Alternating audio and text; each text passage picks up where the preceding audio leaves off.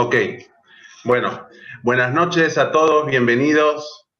Este shiur lo organizó mi querida suegra Lisa con la hermana Golda por el Yortzeit de su madre, Goire Gite Bas Dovid,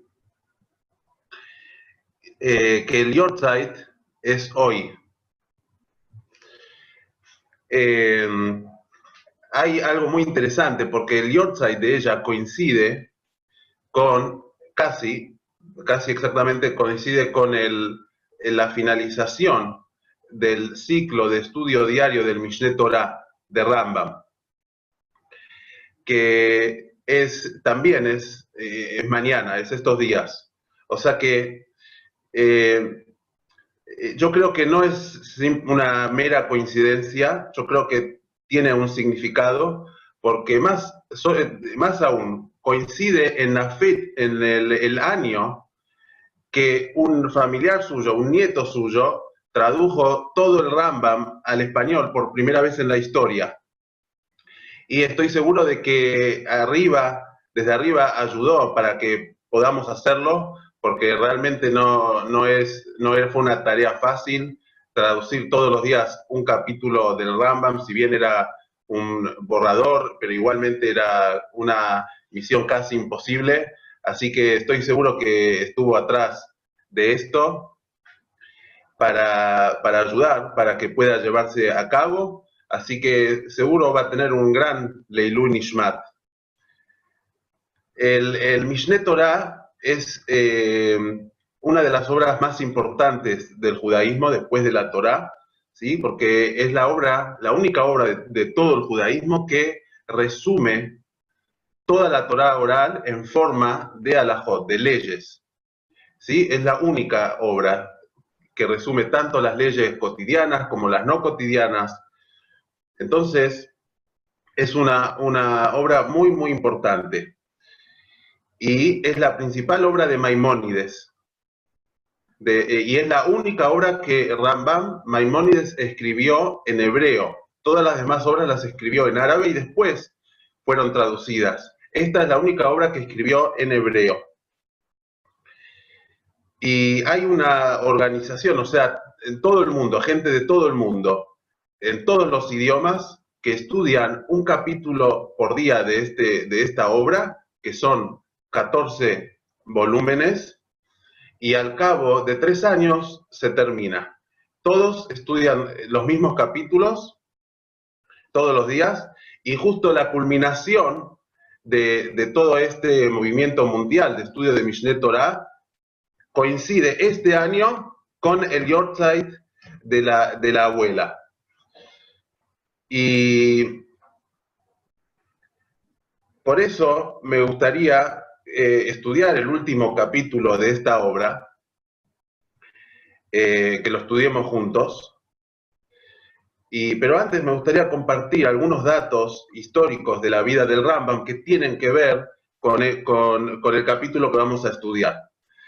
El Rambam nació en Córdoba, España, en el año 1135.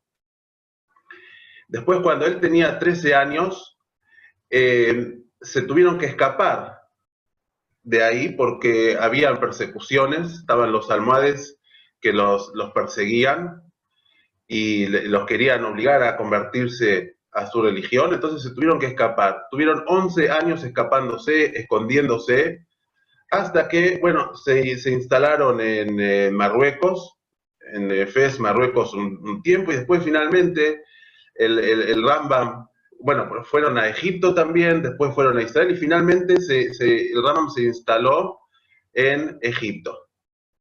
Y ahí es donde, a la edad más o menos de 30 años, escribió esta obra del Mishneh Torah. 10 años le tomó escribir esta obra. 10 años, aunque después siempre la corregía y mejoraba algunas cosas.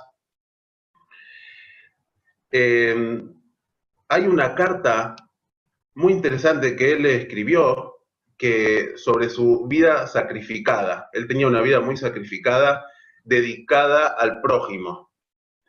Él cuenta en esta carta que él se levantaba, él madrugaba, se levantaba bien temprano, a la madrugada, iba al palacio, porque él era el médico del sultán. Entonces, bien temprano a la mañana, iba al palacio, tenía que revisar al sultán, a sus hijos, a toda la familia, a todos los ministros que estaban ahí, a todos.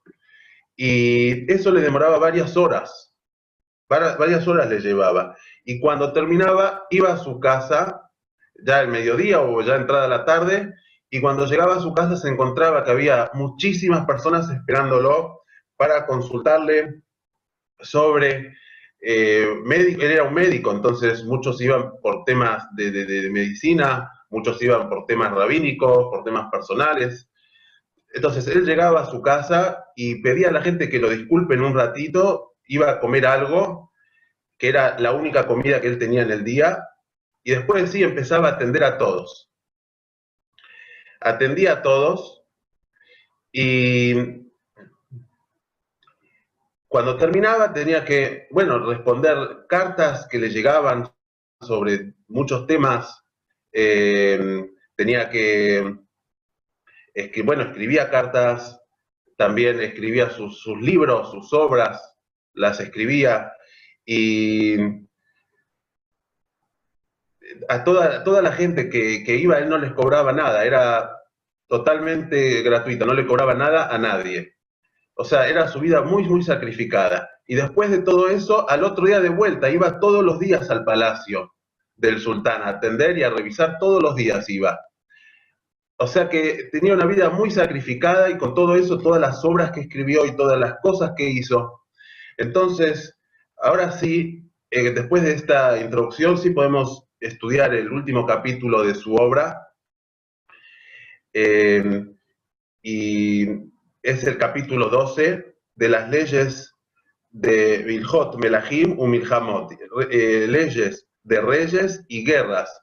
Son leyes que se refieren al tema del Mashiach. Es un capítulo corto que tiene 5 incisos. Es el capítulo 12. El inciso 1 dice así: no pienses que en la época del Mashiach se anulará algo de la naturaleza del mundo o que habrá alguna novedad en la naturaleza de la creación. Más bien, el mundo va a seguir su patrón habitual.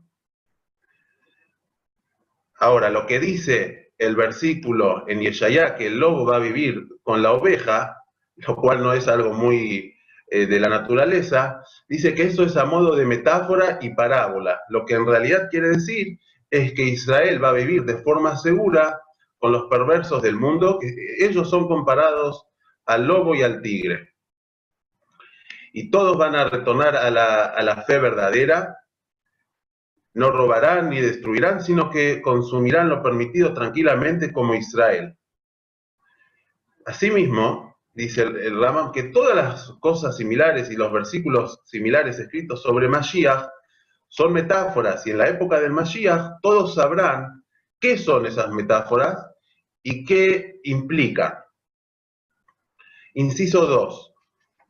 Los sabios dijeron que la única diferencia entre este mundo, en la actualidad, y en la época del Mashiach es la subyugación de los reinados. ¿Qué significa eso? Que en la época de Mashiach Israel ya no dependerá de los no judíos, va a ser 100% independiente. Se desprende del significado simple de las palabras de los profetas que al comienzo de la época del Mashiach va a tener lugar la guerra de Gog y Magog. ¿Sí? Gog es el nombre de un rey, Magog es el nombre de un pueblo que van a atacar a Israel y van a ser vencidos por él. Continúa Rambam que antes de la guerra de Gog y Magog va a haber un profeta, va a surgir un profeta para Israel que va a enderezar a Israel y va a preparar sus corazones. Y aclara que no va a venir para decir que no, tal persona que ustedes piensan que es impuro en realidad es puro, o viceversa, o para decir que tal persona que ustedes piensan que es virtuosa en realidad no lo es, o viceversa. No, él no va a interferir en esto. Lo que va a hacer va a implementar paz en el mundo. ¿Qué significa que va a implementar paz en el mundo? Los comentaristas traen dos opciones. Una significa que va a haber paz en el mundo entre las naciones. Otra es que dentro del pueblo judío mismo, él va a implementar paz. Dentro del pueblo judío mismo, él va a hacer que los corazones de uno yehudí con el otro sea puro y que no haya ningún odio gratuito en ellos. Hay sabios que dicen que antes de la venida del Mashiach se va a presentar Eliyahu, el profeta Eliyahu. Pero, dice el Rambam, todas estas cosas y similares, nadie sabe cómo serán hasta que sucedan en la práctica, porque son cosas ocultas para los profetas, y tampoco los sabios tienen una tradición clara sobre estas cosas, sino que la interpretan de los versículos. Por eso es que hay discusiones entre ellos al respecto. De todos modos, el orden de estas cosas y sus detalles no constituyen los principios de la religión. En todo caso, la persona no debe ocuparse demasiado ni extenderse demasiado en estas cosas, ni considerarlas como esenciales, porque no conllevan al amor ni al temor a Hashem.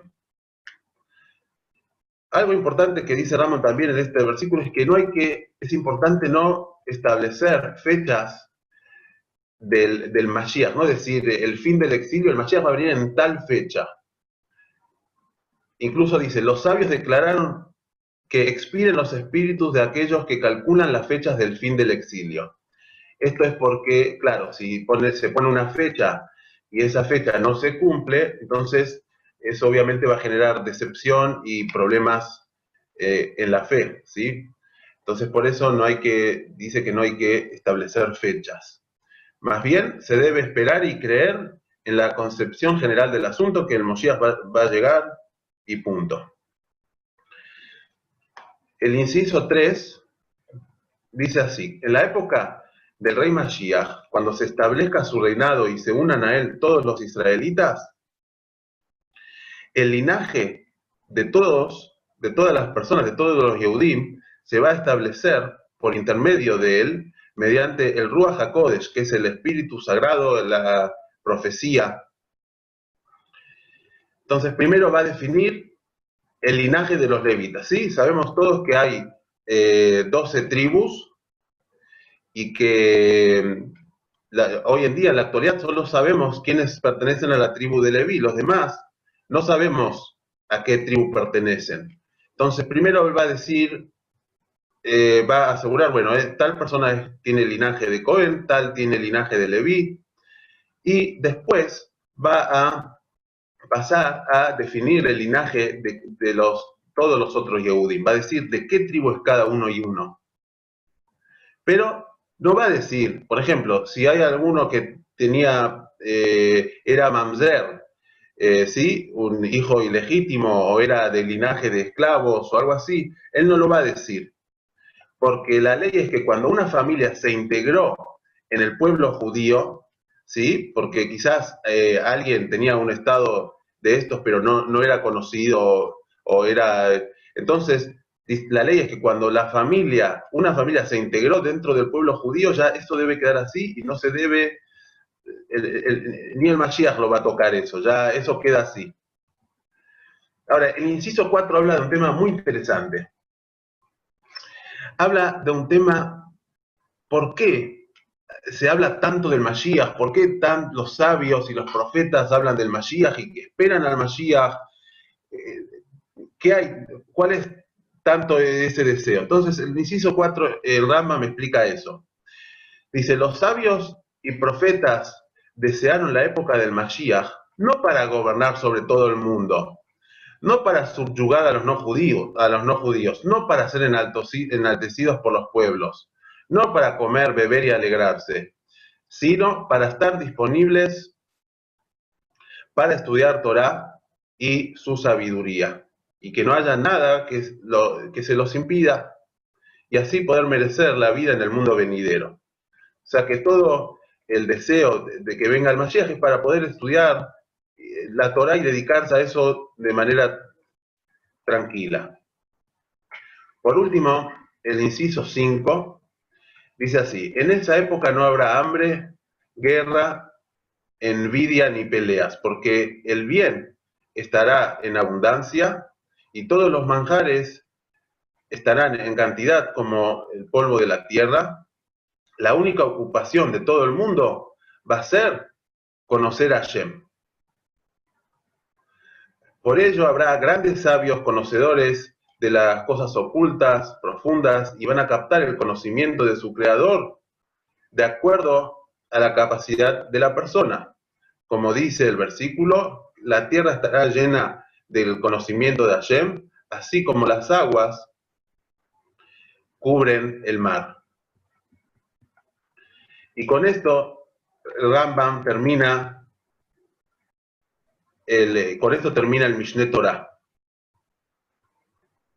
Es interesante porque el Rambam termina y empieza con el mismo tema, que es el tema del conocimiento de Hashem, conocer a Hashem. Y en esta última halajá, Rambam relaciona, no habrá hambre, guerra, envidia, y dice que todo el mundo va a estar dedicado a conocer a Hashem.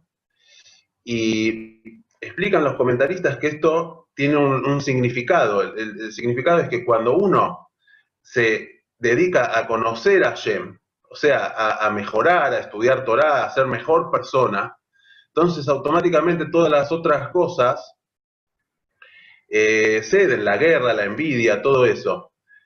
Y como dijimos, eso es lo que va a suceder cuando venga el Mashiach. Ahora, quería, en consonancia con esto, en el Rambam, en Maimónides, se ve mucho el tema de Ahavat Israel. Toda su vida era dedicarse al otro, toda su vida era así, se ve así en sus obras, incluso en el estudio del Mishneh Torah en español, que todo el mundo lo estudia en todos lados, el mismo capítulo, eso también causa unión en el pueblo de Israel. Pero quería contar sobre una historia específica muy interesante sobre el Rambam. ¿Sí? Como vimos, en la época del Rambam había muchas persecuciones. Los almohades perseguían a los judíos, los obligaban o a convertirse a su religión, o si no, los mataban. Entonces, los Yehudim habían tres opciones: o escaparse, como hizo la familia del Rambam, que se escaparon. De ellos, otros murieron a Kiddush Hashem, o sea, santificando el nombre de Hashem, y la mayoría se quedaba en sus lugares y simplemente públicamente decían sí que ellos creen en el profeta de ellos, Mohammed, y públicamente eran de su religión, pero en sus casas seguían estudiando Torah, seguían cumpliendo las mitzvot, seguían haciendo todo. Así hacía la mayoría. Entonces, una vez, uno de estos Yehudim le escribió una carta a un rabino que vivía en otro lugar, un lugar no afectado por el tema por tema de las persecuciones. Le escribió una carta contándole la situación, cómo vivían, y preguntándole su opinión al respecto. Este rabino contestó una carta muy, muy fuerte, que en realidad la carta esa no se conoce, pero sí se conoce por la carta que después Rambam escribió para refutar esa carta. Escribió una carta muy fuerte, que todo lo que hacen no tiene sentido, que son considerados como idólatras, que no tienen lugar en el mundo venidero, cosas muy, muy fuertes. Y el Rambam escribió una carta que se llama Igeret Ashmad, que es una carta que refuta todo eso, y bueno, los defiende, los juzga favorablemente, les da fuerzas, les da ánimo, y todo eso, y habla muy fuerte contra este rabino que escribió esta carta. Rambam en general se ve siempre, él escribe de una manera muy tranquila, manera muy ordenada, pero en esta carta se ve cómo se ve que le tocaron el tema de él, que era el Abad Israel, y le habla muy, muy fuerte a esta persona, que cómo va a hablar así de estos Yehudim que están esforzándose tanto, y etcétera. Es muy interesante. Se llama Igeret Ashmat, la carta de la conversión a otra religión, es de Maimónides. Es muy interesante leerla. Entonces lo que yo estaba pensando, un rabino les dijo que todo lo que hacen no sirve de nada, que ellos no tiene valor nada de lo que hacen, muy fuerte. Bueno, Rambam los defendió y los apoyó. Entonces, o sea, el otro rabino estaba en un lugar donde no habían persecuciones, entonces no sabía lo que era. Rambam, en cambio, sí sufrió eso. Él sufrió eso, se escapó de un lado al otro. Entonces, yo pensé o sea, uno se puso en el lugar del otro, o sea, el Rambam se puso en el lugar de los Yehudim, los entendió y los juzgó favorablemente. El otro rabino no se puso en su lugar. Y, eh, y por eso, bueno, lo juzgó de la manera que lo juzgó. O sea que eh, es muy importante ponerse siempre, tratar de ponerse siempre en el lugar del otro y juzgarlo favorablemente. ¿Sí? El Bet HaMikdash, el gran templo, se destruyó por el odio gratuito que había entre las personas. Y se va a reconstruir por el amor gratuito. Es algo bueno, todos lo sabemos, pero lo importante es aplicarlo, en la práctica aplicarlo. Y bueno, tenemos muchísimo para aprender de la vida del Rambam, que toda su vida era eso, amor al prójimo, dedicarse al otro. Y eso es lo que quizás eso es lo que Hashem nos quiere enseñar con esta pandemia que mandó al mundo. Quizás lo que nos quiere enseñar es eso, que tratemos de ser mejores con el otro, de tener realmente ser más sensibles al otro, que después de todo eso es lo principal de toda la Torá. Pues, ¿qué es lo principal? Lo principal es eso, y aplicarlo. Así que bueno, ya esperemos que le podamos decir a Hashem que ya aprendimos la lección, que se termine esta pandemia y que todos tengamos mucha salud, muchas alegrías, todas cosas buenas. Y bueno, otra similitud que hay entre el Rambam y la abuela, del cual es el Yortzeit hoy, es en este tema de la Bat Israel. Yo tuve el mérito de conocerla, y ella era una persona, bueno, y también todas las historias que escuché de ella era una persona muy buena. Bueno, en la cara ya notaba que era muy buena, que era bondad pura. Y bueno, eso en definitiva, estamos en el mundo para eso, ¿sí? Como dice la Yom Yom, que una persona puede bajar a este mundo 70, 80 años solamente para hacerle un favor a otro Yehudí. Y el tema es que poder aplicarlo, y que, bueno, eso es lo que va a traer al Mashiach. Y bueno, Besat Hashem, que sea pronto. Buenas noches a todos. No sé si alguien más va a decir algo. No sé si Yolem o Nehemia, no sé quién va, si alguien más quiere decir unas palabras, o Daniel, no sé.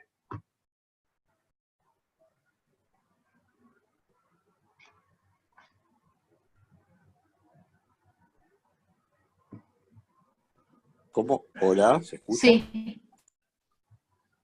Shkoyach Moti, la verdad que gracias a todos los que participaron, y la conexión con el Inyan de Abad Israel, sin duda que es la clave, y ya en Pirkei Avot está escrito, Alta Dinet Haberja, Ad Shetagiel y Mekomó, que no hay que juzgar a tu semejante hasta que tú estés en su lugar.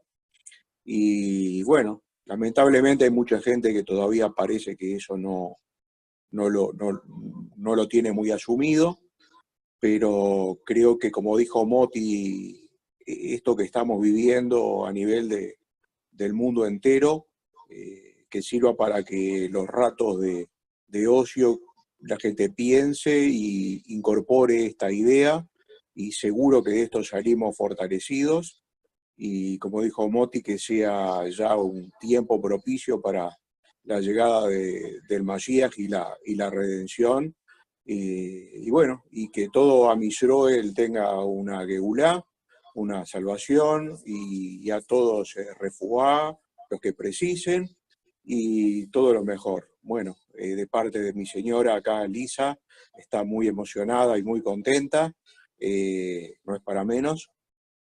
Le agradecemos a todos los que participaron y bueno, Moti, la verdad que un shkoyach impresionante.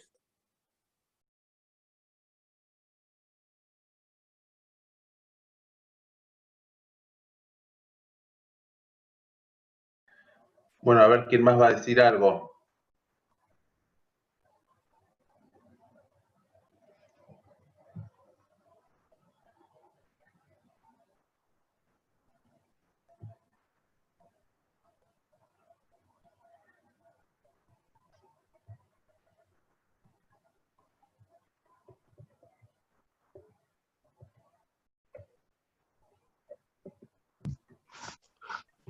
Hola Moti, excelente todo. Un concepto para agregar, si me permitís. Seguro. Justamente la idea de Abbas Yisroel, como terminaste el concepto, es la idea de leer todos, de participar todos juntos de la lectura del Rambam. Todo Am Israel unidos, ese es el concepto de Abbas Yisroel, el concepto de Abbas Israel, como lo recalcaste también. Así que Shkoyach, y excelente, gracias por habernos dado la posibilidad de participar en esta sesión brillante. Muy amable.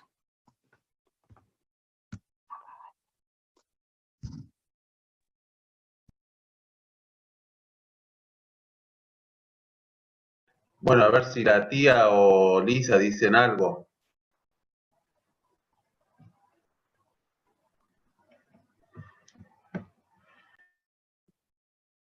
La tía no trajo nada para picar, ni una galletita, ni unas mallitas, nada. Está aprovechando que está todo por internet ahora.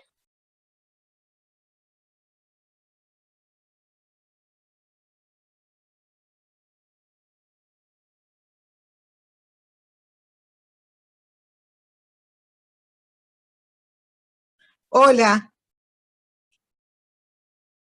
No,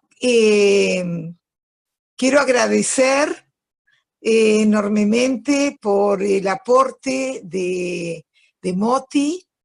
Estamos todos muy contentos y creo que mi mamá, Zichrono Lebrajá, tiene ese zhut de que Moti haya hecho un shiur tan lindo. Gracias.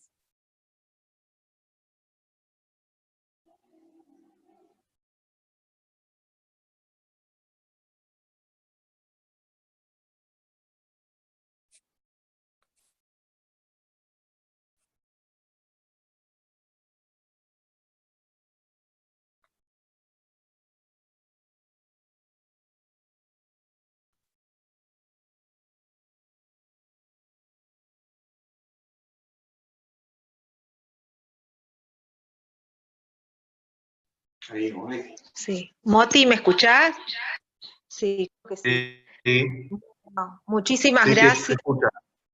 Y muchísimas gracias. Y hermoso el shiur. Y la verdad que, como dijo Olga, un sejud muy grande. Y bueno, Shkoyach, que se repita, que sigas, la verdad que un orgullo lo que hiciste con el Rambam, que sigas creciendo y dándonos a todos najes a la familia y a todo Israel. Muchas gracias.